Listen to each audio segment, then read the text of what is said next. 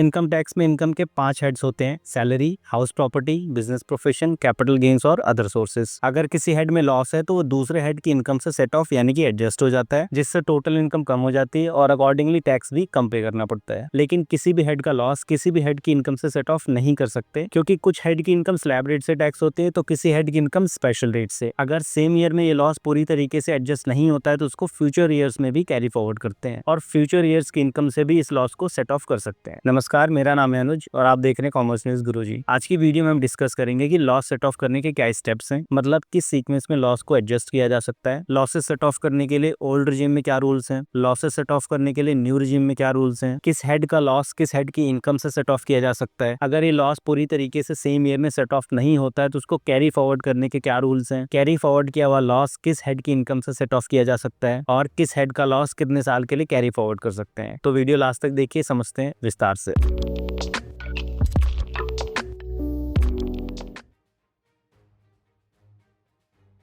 किसी भी हेड के लॉस के लिए सबसे पहले इंट्रा हेड एडजस्टमेंट करते हैं, यानी कि सेम हेड में किसी एक सोर्स का लॉस दूसरे सोर्स की इनकम से सेट ऑफ करते हैं। फॉर एग्जांपल, अगर एक हाउस प्रॉपर्टी में लॉस है तो उसे सबसे पहले हाउस प्रॉपर्टी हेड में ही किसी दूसरे हाउस प्रॉपर्टी की इनकम से सेट ऑफ करते हैं। अगर सेम हेड में लॉस सेट ऑफ नहीं हो सकता है तो फिर इंटर हेड एडजस्टमेंट करते हैं, यानी कि एक हेड का लॉस दूसरे हेड की इनकम से एडजस्ट करते हैं। जैसे हमारे एग्जाम्पल में एक हाउस प्रॉपर्टी में लॉस है और दूसरे हाउस प्रॉपर्टी में इनकम है, तो इंट्रा हेड एडजस्टमेंट से तो ये लॉस पूरी तरीके से सेट ऑफ नहीं हुआ। अब इस लॉस को किसी दूसरे हेड ऑफ इनकम जैसे कि salary, business profession, capital gains और अदर सोर्स से सेट ऑफ करेंगे। लेकिन अगर रूल्स के हिसाब से ये लॉस किसी दूसरे हेड की इनकम से भी पूरी तरीके से सेट ऑफ नहीं हो पाया तो इसे फ्यूचर ईयर्स में कैरी फॉरवर्ड करेंगे। किसी भी लॉस को डायरेक्ट इंटर हेड से एडजस्ट नहीं करते हैं और ना ही लॉस को डायरेक्टली कैरी फॉरवर्ड करते हैं। लॉस एडजस्ट करने के लिए आपको ये स्टेप्स ही फॉलो करने पड़ेंगे। अब बात करते हैं कि लॉस को सेट ऑफ और फ्यूचर ईयर्स में कैरी फॉरवर्ड करने के लिए न्यू रिजीम और ओल्ड रिजीम में क्या क्या रूल्स हैं। सबसे पहले हम शुरू करते हैं ओल्ड रिजीम से।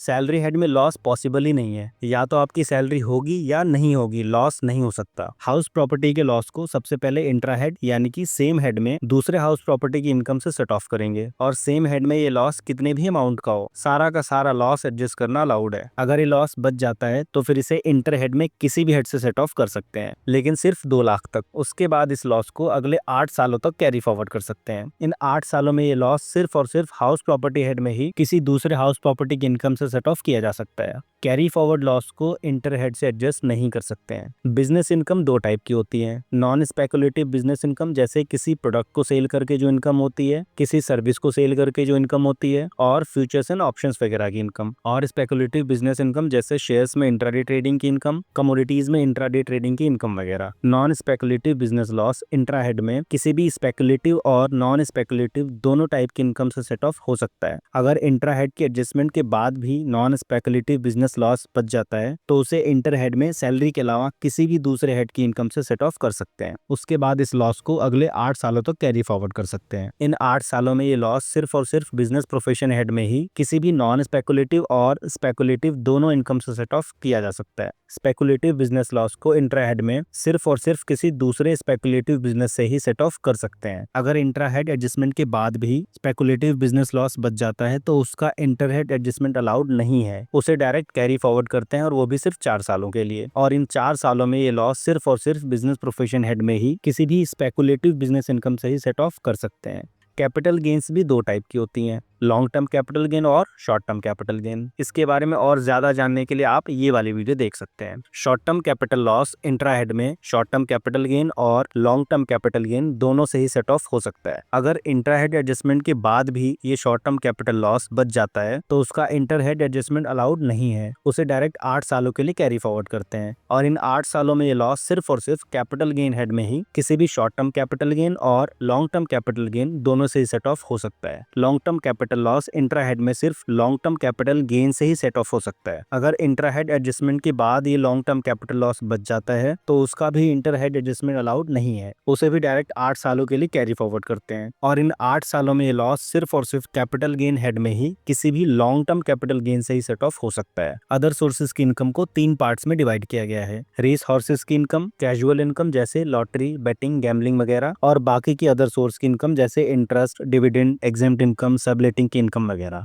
रेस हॉर्सेस का लॉस इंट्रा हेड में सिर्फ और सिर्फ किसी दूसरे रेस हॉर्स की इनकम से ही सेट ऑफ कर सकते हो। इसमें भी इंटर हेड एडजस्टमेंट अलाउड नहीं है, डायरेक्ट कैरी फॉरवर्ड करते हैं, वो भी सिर्फ 4 सालों के लिए। और इन 4 सालों में ये लॉस सिर्फ और सिर्फ अदर सोर्स हेड में ही किसी भी रेस हॉर्स की इनकम से ही सेट ऑफ हो सकता है। कैजुअल लॉस में इंट्रा हेड एडजस्टमेंट अलाउड नहीं है, यानी कि सेम हेड में इस लॉस को किसी दूसरे कैजुअल इनकम से सेट ऑफ नहीं कर सकते हैं, और इस लॉस को ना ही इंटर हेड से सेट ऑफ कर सकते हैं और ना ही इसका कैरी फॉरवर्ड अलाउड है। तो अगर आपकी कैजुअल इनकम हुई तो टैक्स दो, और अगर लॉस हुआ तो भूल जाओ। बाकी बचे हुए अदर लॉसेस को इंट्रा हेड में रेस हॉर्स की इनकम और कैजुअल इनकम के अलावा इनकम से सेट ऑफ कर सकते हो। अगर इंट्रा हेड से लॉस पूरा एडजस्ट नहीं हुआ तो ये लॉस इंट्रा हेड में किसी भी हेड से एडजस्ट कर सकते हो, लेकिन इसका कैरी फॉरवर्ड अलाउड नहीं है। मतलब इस साल का लॉस इस साल में ही एडजस्ट हुआ तो ठीक, नहीं तो भूल जाओ। ओल्ड रिजीम में हाउस प्रॉपर्टी के लॉसेस के अलावा इन सारे लॉसेस को सेट ऑफ और कैरी फॉरवर्ड करने के लिए आपको अपनी ITR within due date ही फाइल करनी पड़ेगी। यानी कि अगर आप एक इंडिविजुअल हैं तो आपको 31 जुलाई या एक्सटेंडेड डेट तक ही अपनी आईटीआर फाइल कर देनी चाहिए। जैसे फाइनेंशियल ईयर 2024-25 की आईटीआर की ड्यू डेट 31 जुलाई 2025 थी, लेकिन इसे एक्सटेंड करके 15 सितंबर 2025 कर दिया है, तो फाइनेंशियल ईयर 24-25 की ड्यू डेट 15 सितंबर 2025 मानी जाएगी। अगर आप 15 सितंबर तक अपनी आईटीआर फाइल करते हो तभी आप इस लॉस को एडजस्ट और कैरी फॉरवर्ड कर पाओगे। इसका मतलब हाउस प्रॉपर्टी का लॉस आप लेट रिटर्न फाइल करके भी सेट ऑफ और कैरी फॉरवर्ड कर सकते हो।